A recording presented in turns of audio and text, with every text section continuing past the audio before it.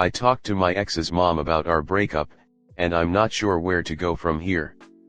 I really just need to vent about this and would like general advice about if I should do anything or if it's alright for me to just wait until I'm less emotional. I broke up with my ex about 6 months ago. It was a long and emotional drawn-out argument that eventually led to the end of a 3.5-year relationship. I'll refer to her as Grace. Before the breakup, everything apart from a few grievances were fine. But about 4 months before we broke up, Grace found a new group of friends to hang out with and would often play video games with if she wasn't physically spending time with them. I was happy for her. It had been hard for her to make friends in the past, so I was ecstatic that she could find people who shared her mutual interests. She's autistic, so whenever she gets into something she really gets into it. I personally wasn't interested in her current interest, but I wouldn't stop her from talking to me about it or showing me the things she created or the games she played surrounding the subject. I just wouldn't engage in it myself. She asked me to a few times, but typically I would not have the time or would rather spend the time I did have enjoying myself or engaging with her personally. These friends would mostly talk about this subject in their calls or when they played video games. I enjoyed their company somewhat, but I wouldn't find much to talk about with them because of this, so I didn't talk to them other than the occasional laugh. Usually communications would be on Discord or IRL. It got to the point where Grace would constantly be in a call with these friends, and the only opportunity one would get to talk to her is if I joined the call with them, which again, I usually wasn't interested in their talks, and at the time I was in school for a really important career goal in engineering, so I didn't have much time to, and she would frequently ignore my messages and would talk to them to the late hours of the night, so we stopped saying good night to each other. I brought this issue up with her several times, which she would apologize for, and then promise to get better. She never did up until the end, where I decided to break up with her after she ignored me on my birthday for them right to my face. I didn't want to keep putting my energy in someone who obviously did not care about me and would ignore me for days. One of the friends later approached me, apologizing for the way he acted and stated he was no longer friends with Grace. He told me that Grace shared several of our private conversations, said I was manipulative, and overall has created a toxic environment around herself. He said she admitted to having feelings for him and another person while we were dating as well. I take what he said with a grain of salt because he did not provide evidence for all of these claims, but most of it was believable. Grace has messaged me a few times in the months we have been apart, though I have not responded to any of them. A week ago, I met with Grace's mother because she finally wanted to talk to me after the breakup. I had been too emotional these past few months because of the abruptness of the breakup and it affected me greatly. Grace's mother explained to me that through therapy she has learned the way she acted was completely unacceptable and she regrets the way she treated me and destroyed our relationship. In some ways I think Grace's mom wishes I was back in her life, but I don't know if I can bring myself to talk to her. She made me feel like I was nothing and preferred these obviously temporary people over someone who gave her years of my time. I've been so angry over it. But part of me still has a soft spot for her, wanting to at least be able to accept that she feels like she did wrong. Grace's mom told me I don't have to talk to her, but I'm sure she wishes I would. I love and respect her mother so much. She respects my wishes in not walking to talk to Grace, and was angry and upset with Grace over how dumb the whole situation was during. I'm not sure if I should say anything to Grace. Should I message her at all?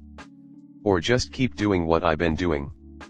I don't know if I want to be friends with someone who made me feel the way I felt, but I'm not sure if I should say anything at all. I've never explained to her the frustration I felt and have been feeling. I just stopped talking to her outright when it was over. Next story 2. I want to move out of my fiancé's house and back into my parents' without breaking up. Any ideas on how to make this work? Me and my fiancé have been together for about 3 years now. We moved in together 4 to 5 months into our relationship. I moved in with him into his parents' place after I had a bit of a mental health crisis that resulted in a falling out with my parents and being forced to leave. Going into this, I was very transparent that I knew it was much too early for us to take a leap like this. It was never intended to be a permanent solution, but things happen and we realized how serious we were about this relationship. Learning to live with each other and learning to live with his family was very challenging, but we made it work. We love and adore each other, and I believe we have come out stronger because of it. While living with my fiancé, I have missed my parents terribly. I was so young when I moved out that I feel I was certainly not ready for that leap, and after repairing the issues with my parents and coming to an understanding with them, I realized how much I wanted to go home most days, and how much my parents wanted me to come home too. I thought a remedy to this situation may have been me and my fiancé getting our own place together away from either of our families. After talking to him, he made it clear he wasn't ready to move away from his family either until he was done schooling. They are helping fund his education, especially with the housing crisis currently making it impossible to find anywhere to rent. I 100% respect that, and we made it work. Unfortunately, the situation has changed for a number of reasons. I recently have decided to go back to school after working full-time for the last 4 years. This is a big and exciting change that my fiancé is supporting me on.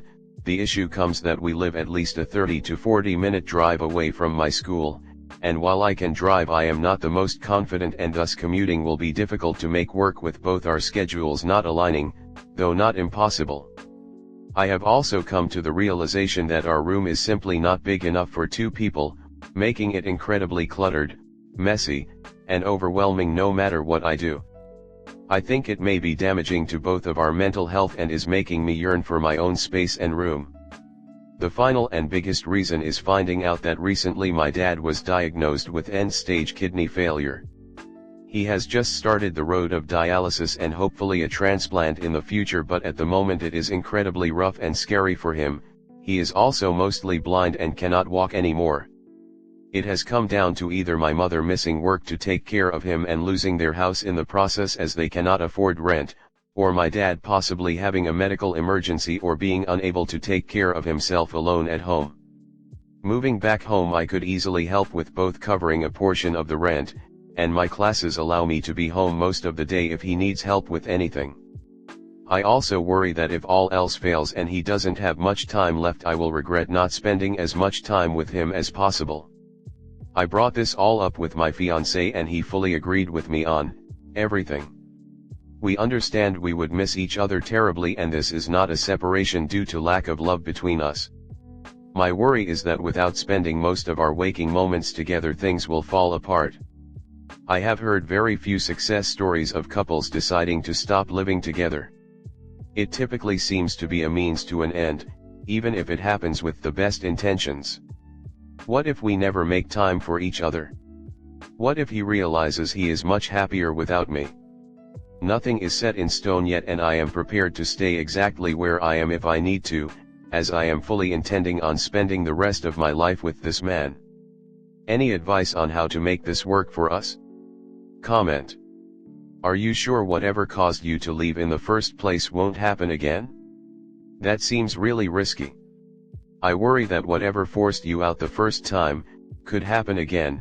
Plus, you're going from a cluttered room at your fiancé's parents' house to your parents' house, where you are immediately getting put to work caring for an ill, blind, and immobile dad.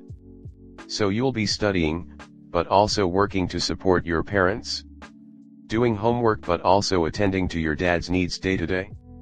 It just seems crappy any way you split it. Well, like you said, you were probably too young to move in together in the first place, so I think you guys will just transition into a normal young 20s relationship and things will be fine. Next story 3. My girlfriend is lying, how to deal with it? I feel so weird writing this now. We have been together for almost 2 years, no real problems or fights, but she started to play with 2 guys online on day, and since then she started playing so much with them, or that's what I thought. We have some time difference and sometimes she would fall asleep, and I thought nothing of it till one day I hopped on that game to fix SMT and I saw her online with that guy while she was supposedly fall asleep. I thought it was one time thing, she was just playing blah blah, then 2 days after same thing happened and she was on. I confronted her, she denied at first then apologized and promised OT was about the game. Since that we had a lot of fights about how much time she spent playing with that guy, some days 6 hours till 2 to 3 a.m. and we argued a lot till she broke up with me. BCS we fight a lot, then we got back together to fix things. LOL, I really wanted to fix things and I was convinced I'm insecure and there's nothing sus about it. She tells me there's nothing going on, they just friends and they text on Snap a lot but they just friends. So since we had a lot of problems I played it okay to take it slow and try to trust her back. She went on family vacation and the moment she got there she became so dry and text takes hours. I thought she just enjoying the trip but I noticed she is online a lot, so I looked on her Snap and as I expected her Snap score going up every day a lot. I know it's bad, I saw I post about it and I couldn't resist. Keep in mind she barely sent me and pics like 4 to 6, not even of her. Tonight her friends streamed while playing but they thought it was private. So I saw her texting while he is talking and not much was bad till he asked her if she is still wearing the same outfit. And some other stupid stuff like, do you sleep with bra, sleep without it? I feel disgusted but I also had my suspension about it before. She texted me saying she loves me and still lie about being with him and she sent him pictures. I didn't show anything to her now. I'm waiting till she get back home and confront her while on call. How can I approach this? What to expect? Is there a good way to handle such a thing?